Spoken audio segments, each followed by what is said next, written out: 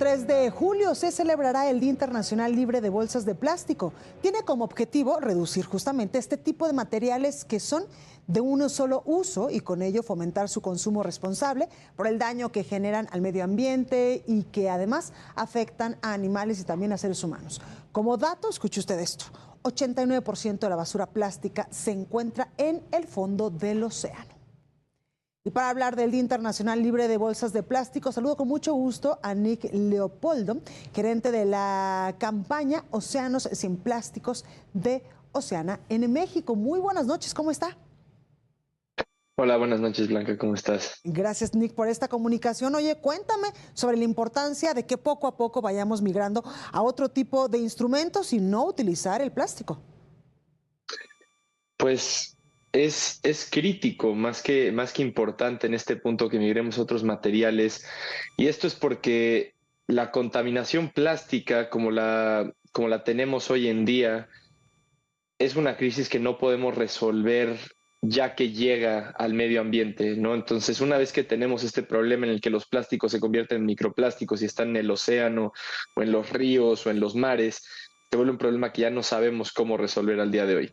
Entonces, la manera de resolver esto es cerrando la llave desde el principio, antes de que lleguen al medio ambiente estos plásticos. Entonces, es algo que tenemos que atacar de manera frontal y en automático el día de, pues a partir de hoy, ¿no? Porque tenemos la estadística que es brutal, ¿no? Que desde que iniciaron los plásticos, que esto fue a finales del año 1800 hasta el Wow. día de hoy, solo el 9% se ha reciclado de todo lo que se ha producido en la historia. Eso Exactamente. significa que todo lo demás está o en el medio ambiente o en el mejor de los casos en un relleno sanitario. Entonces, pues Exacto. claramente es algo que tenemos que atacar hoy. Exactamente. Nick, a mí me causa pues mucha conmoción estas imágenes que vemos de estos plásticos en el océano. ¿Cómo es que llegan hasta ahí?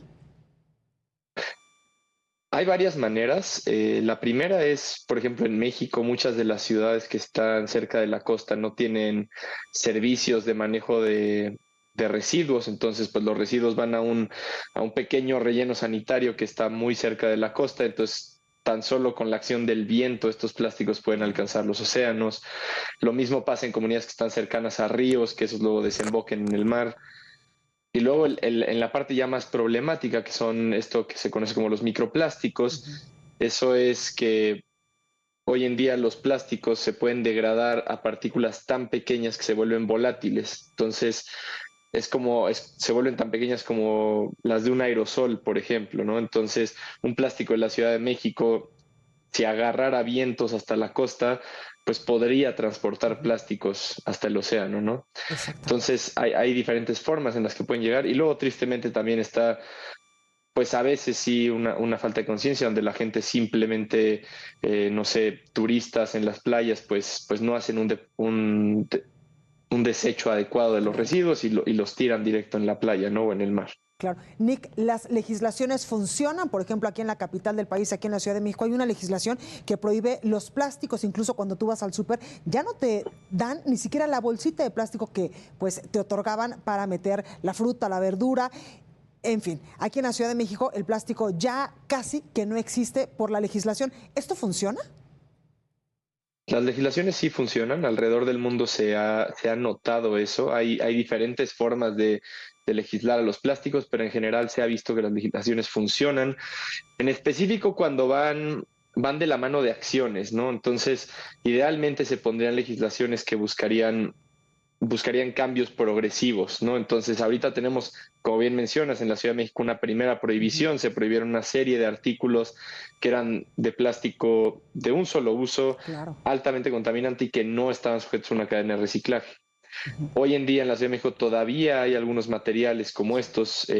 Por ejemplo, está el ejemplo del comercio electrónico. Sí, Cualquiera que haya pedido un paquete seguramente recordará que viene envuelto en una cantidad de almohadillas plásticas, sí. incluso cuando pedimos cosas que no se pueden romper.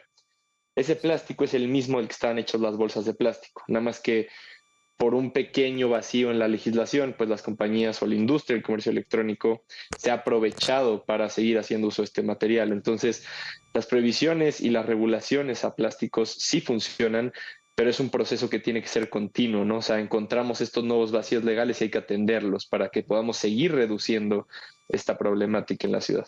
Exactamente, Nick. Entonces, lo que nos urge es hacer conciencia de no utilizar estos plásticos ni sus derivados para pues mejorar las condiciones del medio ambiente, porque planeta solamente tenemos uno.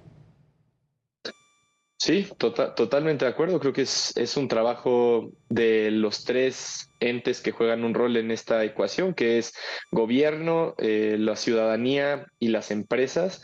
Sin duda, los tres entes tenemos un rol y sería muy importante que también nos diéramos cuenta dónde están las limitantes de cada uno de esos roles, ¿no? Porque muchas veces se escucha este discurso de que como consumidores tenemos la culpa, ¿no? Que estamos haciéndole el Claro. daño al planeta nosotros por consumir los productos.